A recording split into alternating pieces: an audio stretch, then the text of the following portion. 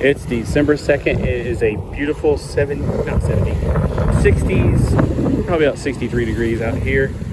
Wonderful day to be walking on the beach barefooted to look at some shells. I just found a baby ear. Not an actual baby ear. It's someone called this shell right here. There it is. So that's all I found though. There's one woman over there scavenging, trying to find stuff. She's got one of these little, I don't know how to extract. It looks like a spatula on a long stick, kind of like a scoop, like one of those slotted spoons kind of thing that you dig in and you get as many shells as you can and you sift them. I don't have one of those. I'm not that into it. I just like to look. But it's really beautiful out here. I was gonna bring my Bible out and do like a Bible study kind of thing, but then I was like, man, okay, so there's gonna be a lot of wind out here. Maybe what I could do is get some index cards, write some Bible verses on it that I want to talk about. Maybe I don't know. I don't want to be like. I just want to be natural. I guess I just don't know. I mean, this is usually I just come out here and walk. I'm not these people that sits on the beach. I do have one of the chairs that you can sit on the beach, but I usually use that when I'm reading at home outside. Anyway, no, the gospel of Jesus Christ. A lot of people think that if you sum up in one verse, they use John 3:16, but there's something missing from John 3:16 about the death, burial, and resurrection of Jesus Christ.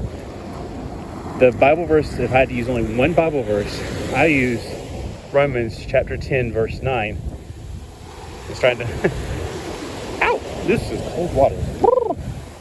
But if you confess with your mouth the Lord Jesus and believe in your heart that God raised him from the dead, you will be saved.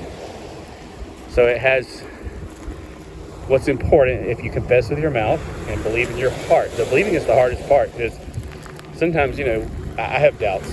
And especially here lately, it's like I don't understand. Whoa. I'm not used to seeing vehicles out here. We're not one of those kind of beaches. Squirrel. Anyway, the doubts I have here lately is mostly about, are we actually going to see the rapture? Because, in 1988, I got my hopes up. I was just a brand new Christian back in 1988. I was only like 3 years old in the Lord. I got saved in 1985. And so, I mean, I didn't know any better, and I got my hopes up. And then after that, it was just disappointing. And now it's not that I want to go because I want to get off of this terrible world. Because look, is this terrible? Is living at the beach a bad place? No, my life's wonderful, honestly. It's not the best in the world. It's not where it should be, but I'm better off than... And I'm not bragging at all. I'm just saying, when you think about how 90% of this world is in poverty, I'm blessed. I am blessed to live in this country, America, even though right now, it's not the best country in the world right now. Well, it's still the best country. It's just not the best that it should be. It's not the best that it has been in history. But we're still in the best country, and we're still doing much better than 90% of the population of Earth. So I have nothing to complain about. And every time I think I have something to complain about, I just think about how my brothers and sisters are being tortured and murdered, brutally murdered in other countries for their faith. So I just know that I do kind of... The reason I want to see the rapture soon is because I want to see an end to all the evil stuff happening to children and weaker people, like old people. I live in a county that's predominantly retired people, actually, with have the highest retired population in North Carolina. And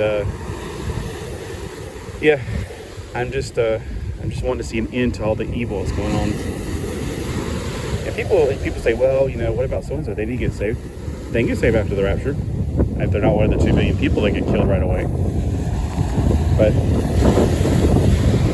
just thought I'd share all that information about how, yes, we all have our disappointments and thoughts and doubts, but I still believe. I remember I've gone through those times in my life where I have doubts and frustrations and things like that. And there's a Russ Taff song. It says, I still believe.